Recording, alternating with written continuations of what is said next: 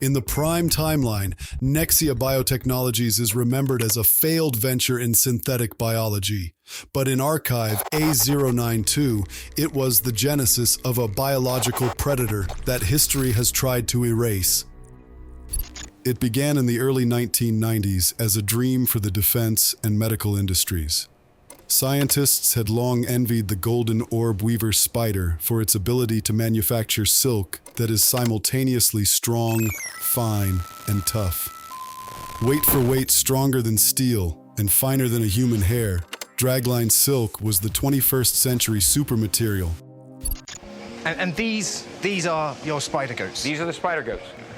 You know, they're absolutely normal. I don't think there's anything different about them. Hey, Freckles, come here. Under CEO Jeffrey Turner, Nexia Biotechnologies used MACT mammary gland cells to create a water-soluble recombinant spider silk protein expressed in goat milk. By 1994, the company was spending over $1 million a month on development. Their primary partner, the U.S. Army Natick Research and Development Center, which provided the expertise to spin those liquid proteins into high-performance flexible body armor. But the science hid an inconvenient property called supercontraction. When wetted, dragline silk can halve in length and almost double in diameter, causing the material to lose tension and abandon its load-carrying responsibilities. In your timeline, this instability was a technical hurdle. In Archive 082, it was the obsession of one man. Dr. Sho Tucker was the lead geneticist for the F3 generation trials. While his peers looked for ways to stabilize the silk, Thorne looked for ways to exploit the contraction. They call it a failure of tension. They're blind. The contraction isn't a flaw, it's a winch. It's stored kinetic potential. If I can bridge the neural gap, if the host can command the silk to contract, gravity is no longer an obstacle. Tucker, the Army wants bulletproof vests, not a new species. The MACT cells are for milk production. You are overstepping. You're filtering milk while the blueprint for a god is right in front of you. You're not seeing the potential. The silk isn't the product. The host is the delivery system. Tucker was terminated on November 15, 1996. By the following morning, he had vanished.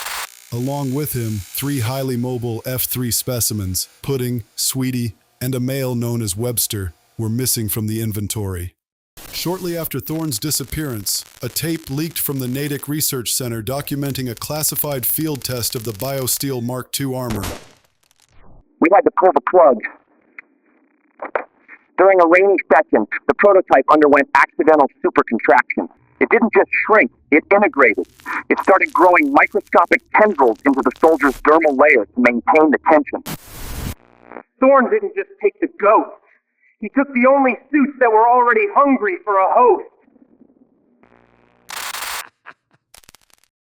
20 years ago, they had spiders that produced body armor, spider goats, okay? They have human...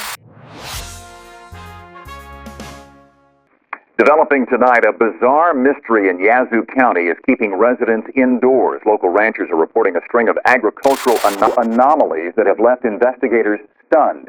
Sarah Jenkins is live at the Middling Creek Ranch. Jim, local cattleman Earl Vance found a 1,200-pound bull this morning suspended 40 feet in the air, gift-wrapped in a silver wire-like mesh in the canopy of an old cypress. It took a quarry crew with diamond-tipped saws just to cut the carcass down. The Yazoo anomalies turned tragic in August 1998 when Toby Miller went missing from his yard. Base, we've got a visual. 30 feet up. It's a plastic truck. Miller's toy. How did it get up there? DNA testing confirmed the identity, but the forensic report was suppressed for decades. He was snapped by a monster! It had legs like... Why can't we tell the public the truth? People are dying, and we're talking about anomalies.